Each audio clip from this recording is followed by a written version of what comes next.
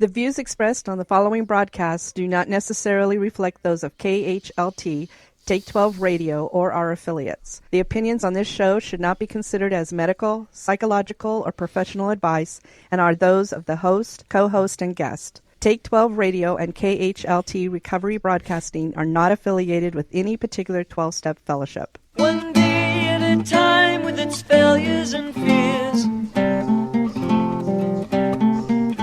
with portion of pain and burden of care, we must meet.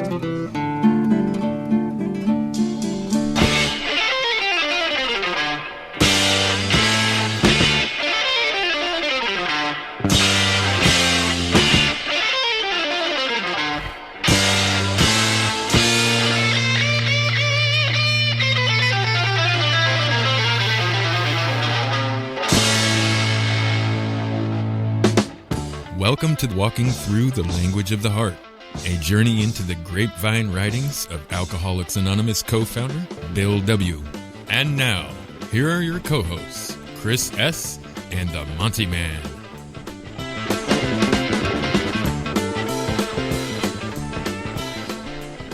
Well, greetings, everyone. Welcome aboard to another episode of our show, Walking Through the Language of the Heart. Chris S. is on the line with us, as he is every week, taking this amazing book, article by article, Bill W's from 1944 to 1970. Chris, how is it on the East Coast? It's great, Monty, and it's good to be here. Good to be here tonight. This looks to be a real interesting one. This is going to be. It's entitled "Book Publication Proved Discouraging Venture." Uh-oh. We'll see. So you know, you and I both know some of the history of the writing of the book. Yeah. And you know, I think we're going to gain even a little bit more insight than we already have with this article. I know things were discouraging at different periods of time in the roll up to and publication of the book, and even getting the book, you know, from the printer. They didn't have the money to get the book from the printer. They talked a printer into printing it. So we're gonna see what Bill has to say. This is gonna be interesting. All right, good deal. Let's do it, buddy. Okay, this is from July 1947. So last week it was Those Goofballs, and that was written a year and a half earlier than this.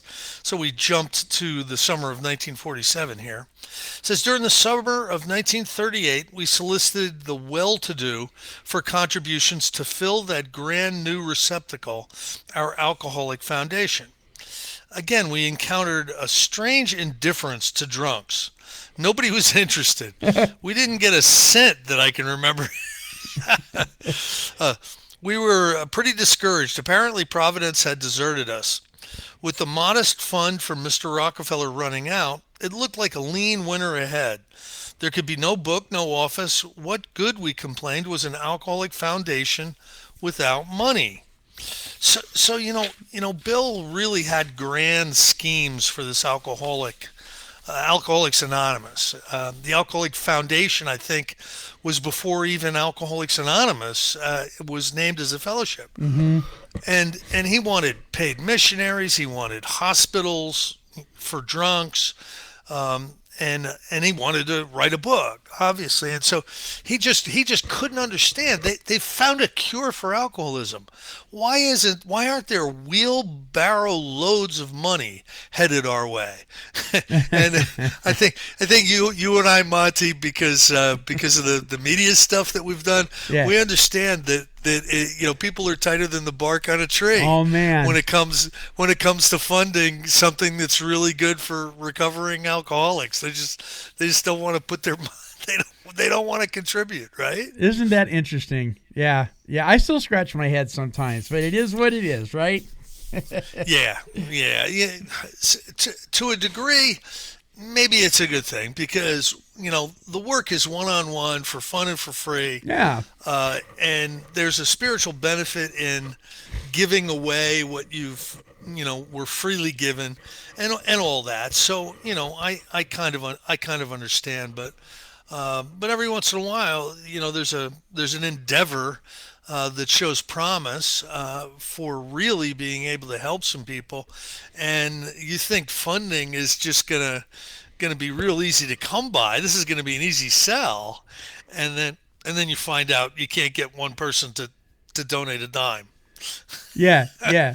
Well, we certainly can spend a lot of time sitting around talking about issues. I mean, we do it politically. We do it about issues of faith. We do it about the problems of the average day person in all their woes. And we talk and we talk and we talk and we talk, and then somebody comes up with a solution, and we are like, "Yeah, I'm out." That's not what I came here for. I came here to complain. Right, You know, exactly. don't be inconveniencing me with solutions. That's right. That's You right. know? Unbelievable. So let's see what he says.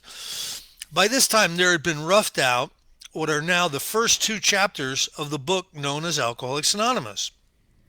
Our friend Frank referred us to a well-known publisher who suggested the possibility of advancing royalties to me so the book could be finished.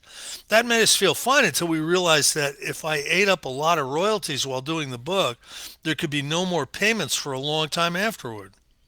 We saw too that my 10% royalty would never carry the office expense of answering the pleas for help that would surely follow publication.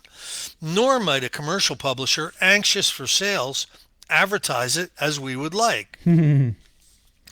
These reflections led us straight into a typical alcoholic fantasy. Why not publish the book ourselves?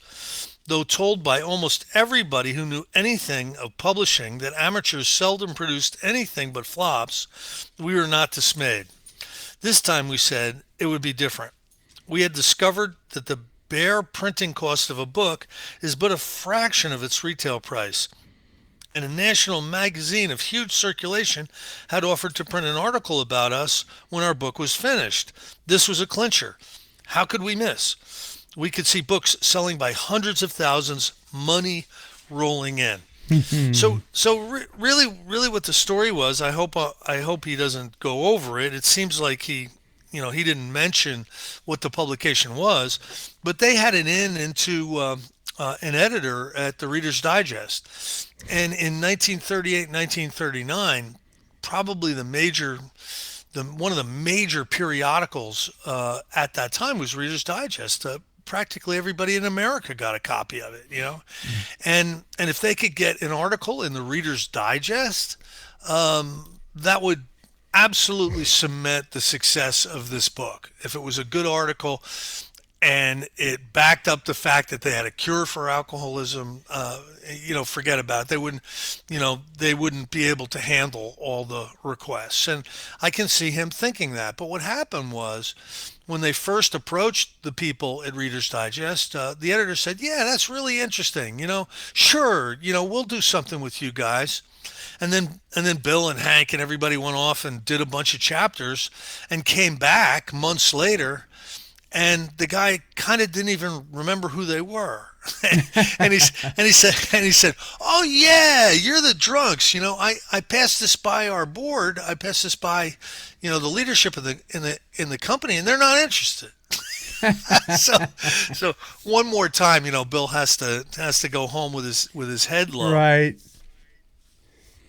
What a promotion it was. An AA friend and I hastily organized Works Publishing Company.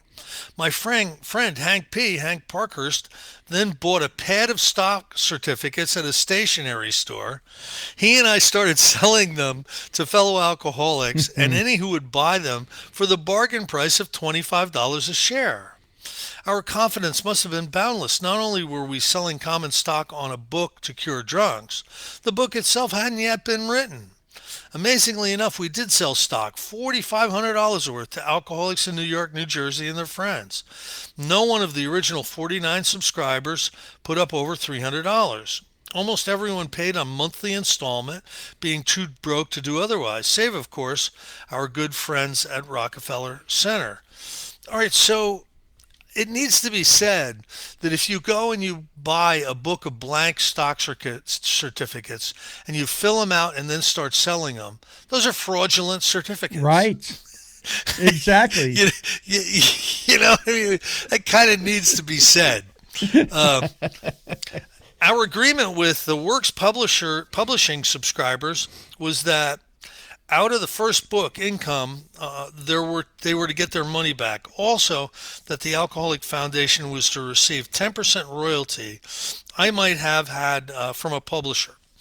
As for the shares of Work Publishing, the 49 cash subscribers were to have 1/3, my friend Hank 1/3, and I 1/3.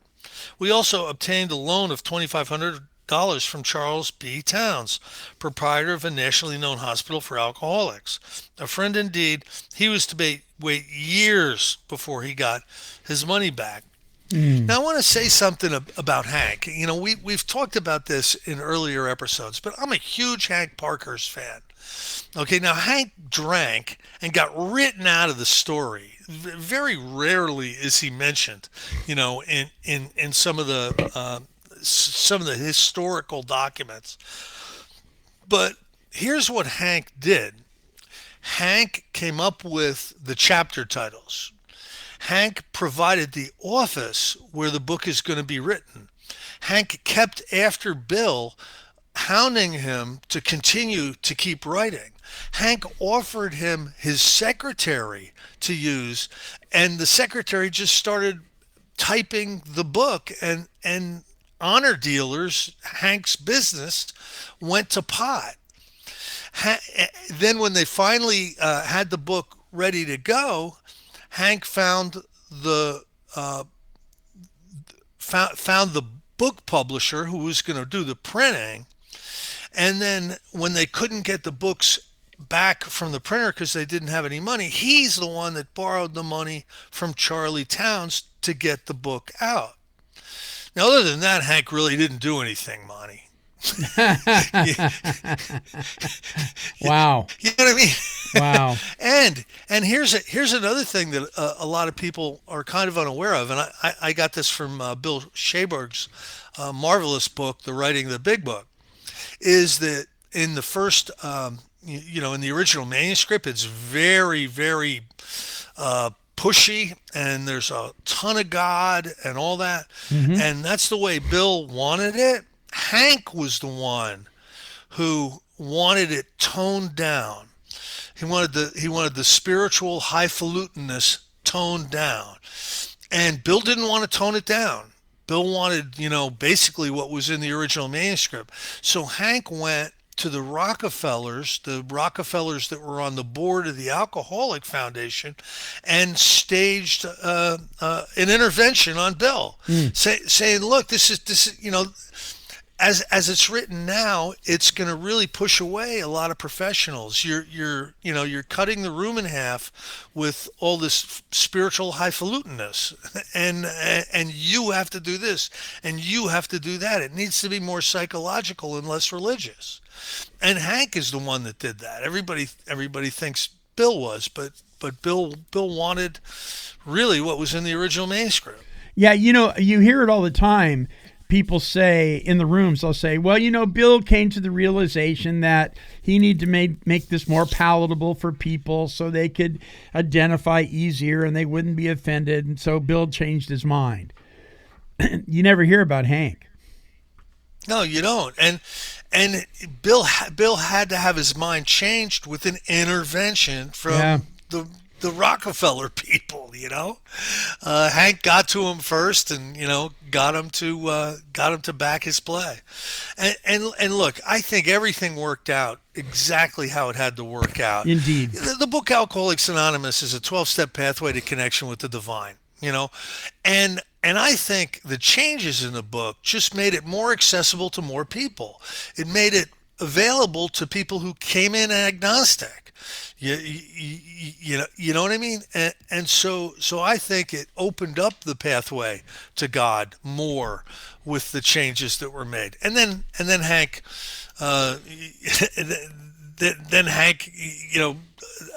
started to fall in love with his secretary, and he got divorced and thrown out of the house and got drunk.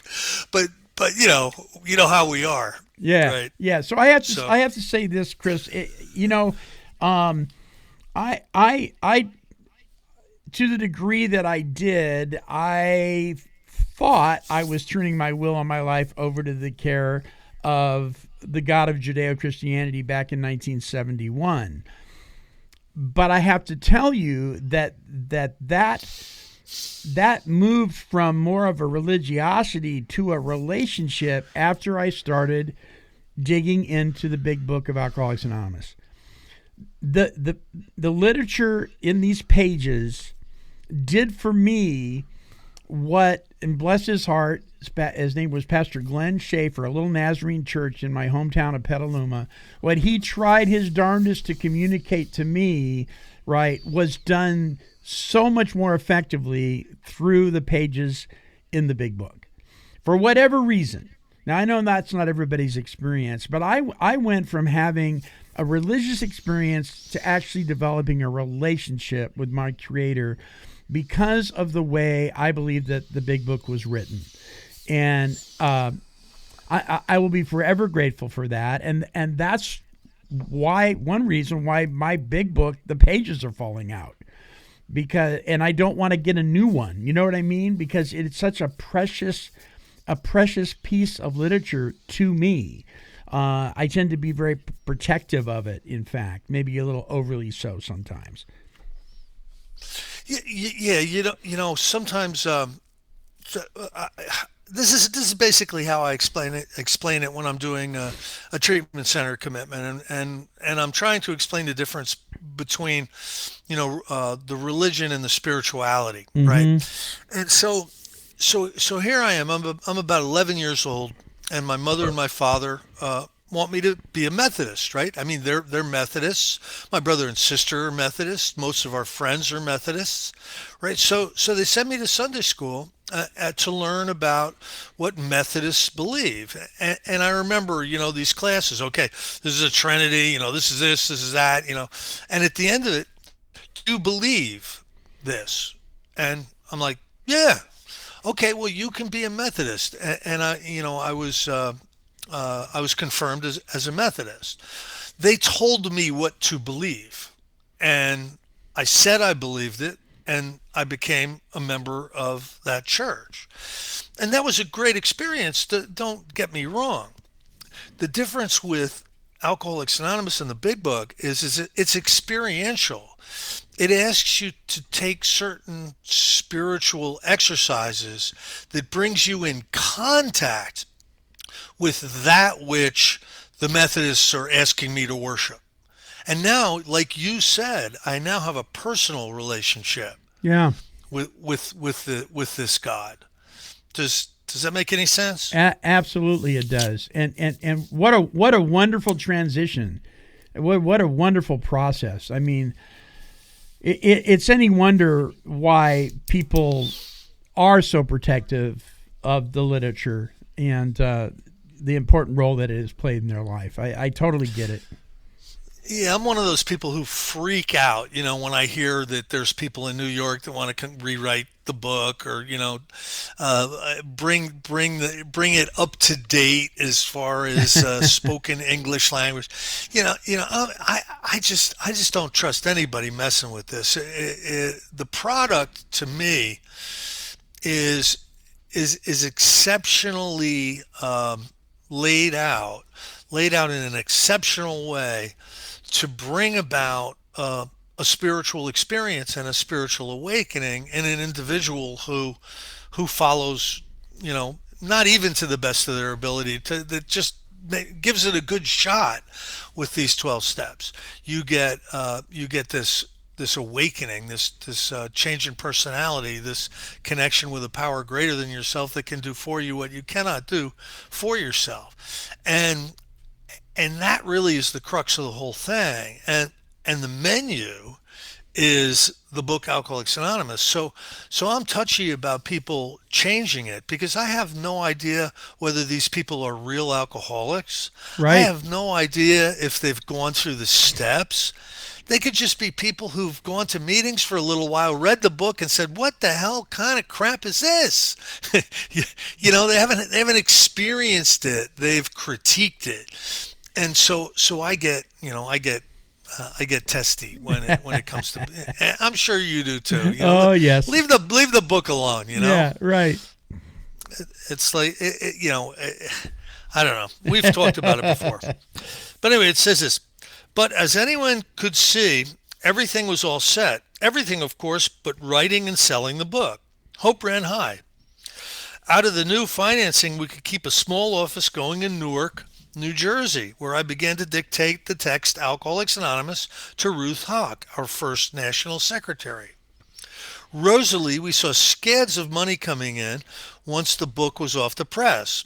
Still more, we expected the new book would turn right about and help finance our poverty-stricken foundation, which strangely enough, it really did years later. And to this day, when General Service is, in a little bit in the red, they just raise the price of the book Alcoholics Anonymous and they're right back in the black in 2 seconds.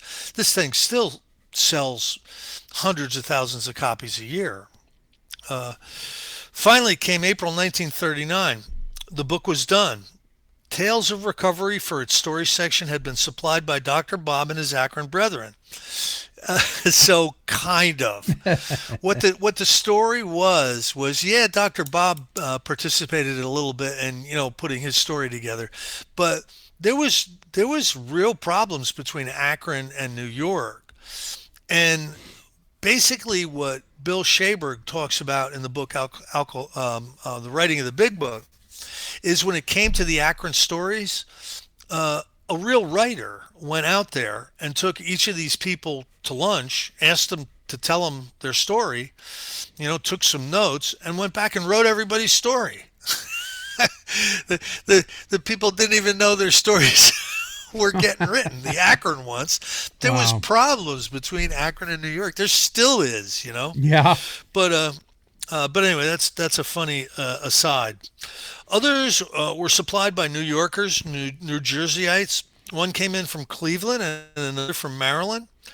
That's Fitz Mayo and Clarence Snyder, I believe. Chapters had been read and discussed at meetings. I had thought myself the author of the text until I discovered I was just the umpire of the differences of opinion. After endless voting on a title for the new work, we had decided to call it The Way Out. But inquiry by Fitz Mayo, our Maryland alcoholic, at the Library of Congress disclosed the fact that 12 books already bore that title. Surely we couldn't make our book the 13th. So we named it Alcoholics Anonymous instead. Though we didn't know it, our movement then got its name. A name which, because of the implication of humility and modesty, has given us our treasured spiritual principle of anonymity. Now, Bill is always kind of hinting that the book Alcoholics Anonymous was a combined effort. He's not directly saying it here, but he's leading us to believe that he was the umpire of this book, that there was tons of suggestions, and everybody, really Hank, was the only guy that was really there's a historical record of Hank being there and helping Bill put this book together. A lot of people took credit later on, but there's no contemporaneous record of their involvement. And there's actually letters to Dr. Bob saying, "Hey, here's the chapter that we're titling 'There is a Solution.' Give us your feedback." And Dr. Bob would write back, "Looks good to me." That was his involvement. Seems fine, Bill. Yeah. So I'm telling you, Bill Wilson is the guy that wrote this book. This is Bill's product, and he even kind of hints that it was a combined effort, and it really wasn't. He was the principal architect of this thing called Alcoholics Anonymous, and he was the writer of this book. Hank contributed some to the employer, and certainly the stories layouts and the doctor's opinion lay outside of Bill's specific writing, but the rest of it's pure Bill. Do you think? Well, what is your thought on why he wanted to give the perception that other people were involved more than they were? I don't. I can't really answer that with any specificity. I can Mm-hmm. guess, and I can think that the same reason he said there's 100 of us sober when there was only like 70 or 80. Um, Bill Bill liked the story more than he liked the accuracy a lot of times Mm-hmm. with this stuff. And I don't even blame him for that. I think we would hold the book Alcoholics Anonymous in a higher opinion if we thought it was this combined effort of all these sober alcoholics and not just Bill dictating to Ruth. So that might have been why he leads people to believe there was more involvement and more input than there actually was. Yeah, that's kind of what I was thinking. It gives it more credence, there's more credibility. There's, and he liked to flower things up a little bit. Yeah, yeah, without saying it, yeah, the truth sometimes wasn't as important as the story. Yeah, right. And when you really start digging into the history of this thing, you find many inaccuracies and things that didn't happen that he said happened. But again, what he's doing is he's painting this picture, this experience, in a way that he believes will capture the attention of as many alcoholics as possible and lead them to survival. Right. I'm okay with anything he did. You'll find historians that have all kinds of problems with, Dr. Bob didn't actually go to the medical convention, on this date, and the founding of Alcoholics Anonymous is on the wrong week. You'll find people who want to dig in at that kind of level. I, you know I like I think the story is important. Yeah. The story Yeah. the story is what captures us, and then there's people who are born historians, digging for accuracy, and that's fine too. I'm friends with a bunch of them, but I think this thing is perfect the I way think it is. one of the things I love to do, Chris, is when I'm sponsoring somebody and we're taking this piece of literature and going through it, I like to have them underline or highlight uh, every area where they can identify in any way, shape, or form with Bill. And so then we'll read that, and then we'll go back and uncover some of the things that Bill wasn't all that truthful about. And then I say, okay, now I want you to underline and highlight in a different color where you identify with that. And it's amazing stuff like his law degree and, his so-called authorship of Two Wives, Lois's so-called authorship, and how Right. how he kind of makes himself, don't be too hard on your husband if, he does this and that. He's kind of making excuses, kind of patting the emotions of the wife and all that kind of thing. And it's great because there's so much of his personality that is like many of our personalities, and our grandiosity and the way we minimize things and make things bigger. It's beautiful. It's beautiful. Yeah, reality is a work in progress. Yeah. So I'll just give one example of where Bill was inaccurate for the sake of the story. Mm-hmm. Okay, when Ebby comes to see him, it's him and Ebby sitting at his kitchen table, and it's just those two, and Ebby basically says to him, "I've got religion." Everybody knows the story, right? Yeah. Well, when people went back in and tried to find out all they could about that particular night, they found out that Hank showed up with somebody, and somebody else was over there, with Bill, right? And Bill walked Hank to the subway station for his ride home, and it's at the subway station where Hank said, "Why don't you form your own conception of God?" Now, what's better? What's better? The story that Bill tells in in Bill's story, or would it be better to say, yeah, we walked down to the subway station after I'd been drinking, and Right. you know what I mean? I know. So That's great. I don't care that it Yeah. happens to some. You know what I mean? The story that Bill tells is perfect, Yeah. whether it happened or not. Yeah. Yeah. Yeah. You know, Yeah. because it got me. I mean, that paints such a picture. Sober Ebby sitting across his kitchen table at him. Instead Sure. of a dinner party. Right. Right. Right. So Excellent. Anyway, that being said, I hope we don't get people that are going to criticize our inaccuracies because Monty, we're really not the ones that are inaccurate, right? No, No, we speak nothing but truth and accuracy in recovery journalism. So, sometimes I hope it's the story that matters when I'm sharing with people and not the accuracy. Well, because I was a blackout drinker. I could have had some things wrong. We could just say Bill liked to talk in parables. There you go. There you go. All right, so 5,000 copies of Alcoholics Anonymous lay in the printer's warehouse, except for the few we joyously passed around. Each stockholder and each story writer got one free. The New York Times did a good review. We hastened to the national magazine to tell them that we were ready for their promised article. We could see AA books going out in carload lots. What a debacle. At the office of the great monthly periodical Reader's Digest, we were gently told that they had entirely forgotten to let us know 9 months before that they had decided to print nothing about us. The editors had concluded that drunks were too controversial a subject.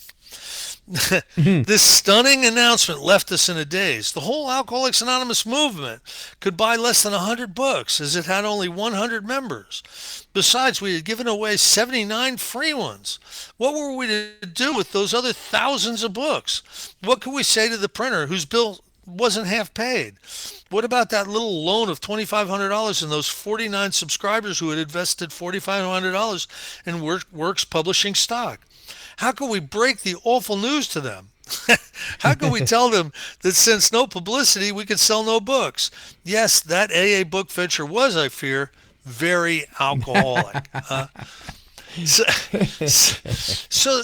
this really is a pivotal point where AA could have made it or broken it.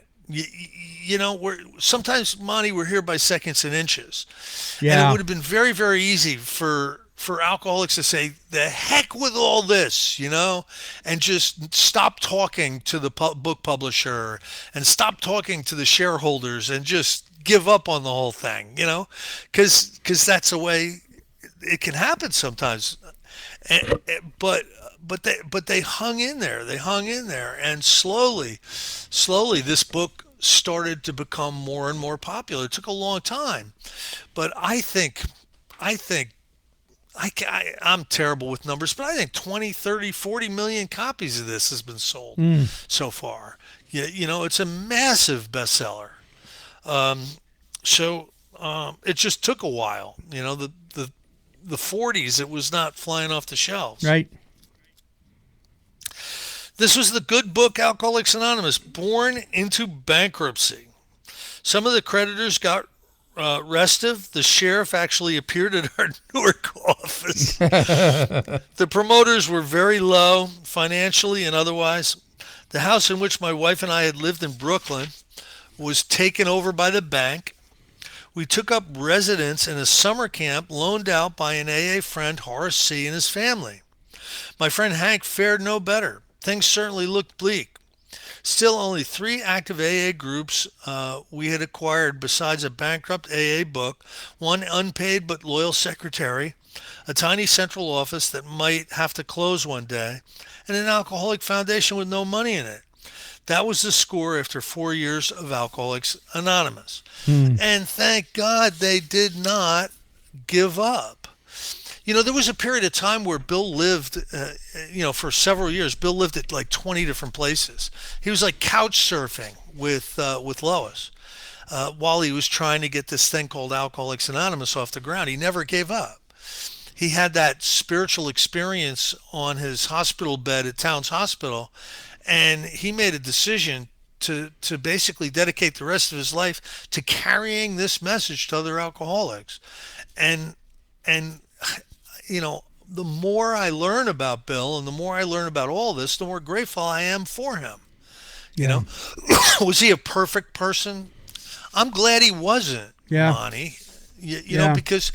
Because if this program was let's say this program was being pushed out by Bishop McGillicuddy or something, instead of a drunk who you can relate to, I don't know that it would have been accepted by as many alcoholics. I think the imperfections of Bill and some of these early AA members really was a benefit to us in a way. You know what I mean? Yeah, absolutely. There's a there's a series out in the last year and a half or so right now called The Chosen, which depicts the travelings of Jesus and the apostles.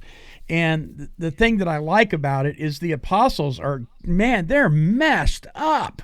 I mean, Matthew, the tax collector, one of the authors of one of the Gospels, he's got autism, and he's got mental issues that are just, rampant. You got the Sons of Thunder that are always fighting and screaming and beating each other up, and you just got Peter's constantly putting his foot in his mouth, and it's great. I mean, I love stories like that of people of great faith or that have moved mountains in society that come from a background of just brokenness. And I think those folks, at least for me, those folks are easy for me to follow. Those are the ones that I want to listen to and I want to sit at the feet at and learn from. I don't have a whole lot of patience for people that have no ability to be transparent about their foibles. You know what I'm saying?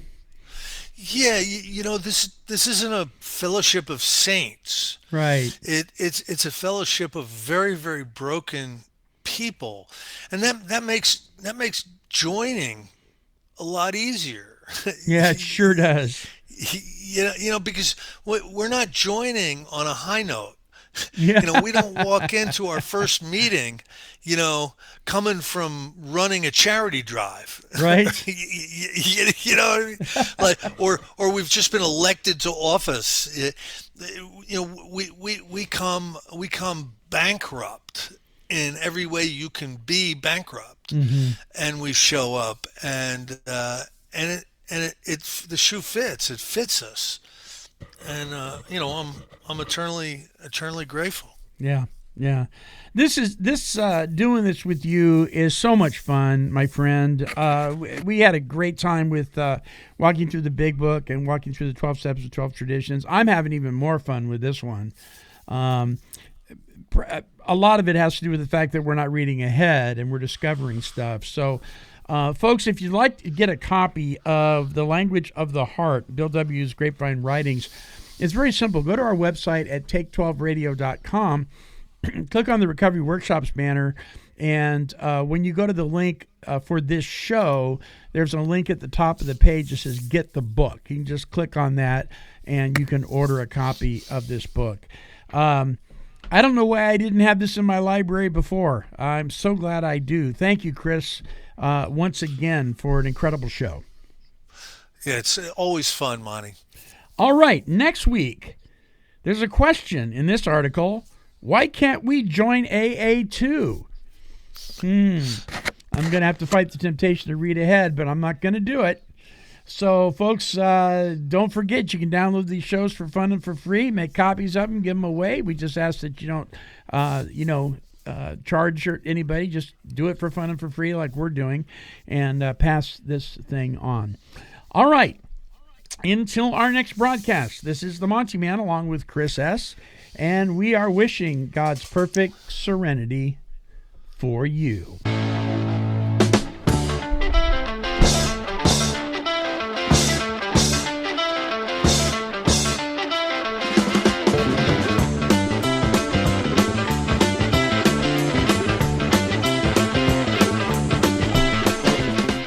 For more recovery workshops with Chris S. and the Monty'man, visit our website at take12radio.com and click on the Recovery Workshops banner.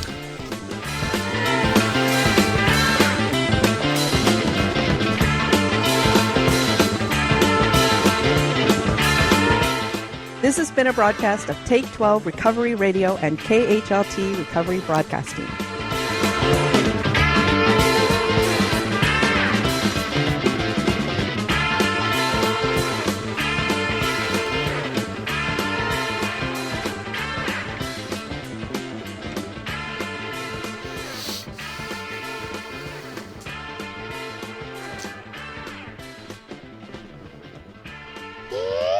Kitty, kitty, kitty, kitty. Meow, meow, meow. Woof.